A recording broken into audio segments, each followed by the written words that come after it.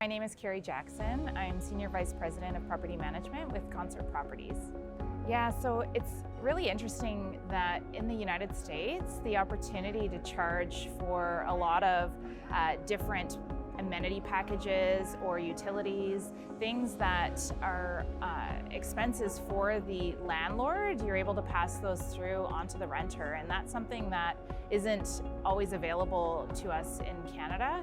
Depends on the municipality, depends on the provincial legislation, but I think being able to charge for some of those expenses provides the landlord with an opportunity to offer more and provide better service to its residents. It was interesting to hear that renters in the United States are looking for larger bedrooms. I think for us in Canada, we really want to encourage renters to step out of their suite, to utilize amenity spaces, to enjoy the communities where the buildings are located and spend less time in the bedroom.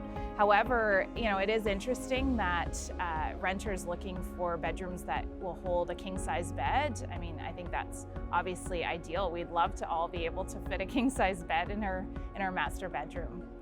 I would say that we have different regulations across our provinces, and just listening to what's happening in the United States, it's very much reminiscent of what we see in Alberta, much more open market, free market, and the positives to that is that as a landlord, you're able to make adjustments based on the market conditions, and you're not worried about what caps or what limits are placed on your rental property because of the legislation. I think probably one of the biggest differences in the United States, people are more transient. They're going to move states, not just cities, for work. And so I think that was really interesting to hear. I think people are less likely to make those big jumps within Canada. I think also hearing just about salaries and how, moving from states with higher rents and higher expenses, moving to those with lower income taxes and lower rental rates, their salaries are significantly higher, and it creates a market for very luxury apartments for those people who really want that turnkey experience. I think in Canada, we do have people who are consciously making the choice to rent. Home ownership is quite expensive, but in some cases it's more just about choosing to rent and the convenience that comes with renting.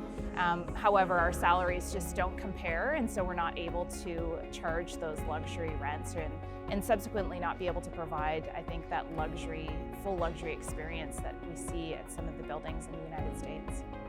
I think right now, having some stability in what is happening politically both in Canada and the US is going to be paramount. I think we're seeing renters right now waiting to make decisions. Making a housing decision is a big commitment, and so we're seeing people taking their time and really weighing all of the options that are available to them. Right now there's a significant amount of supply that has come onto the market that was obviously developed and decided to be developed many years ago. And so with this influx of supply, it's a renter's market. They have lots of choice. They have the opportunity to be selective. And so I think it's just the perfect storm where people are not making decisions quickly and there's lots of supply. So we're just seeing things kind of taking shape and slowing down. However, I think things will pick up in the next year, and as this supply gets absorbed, we'll be back into a balanced market.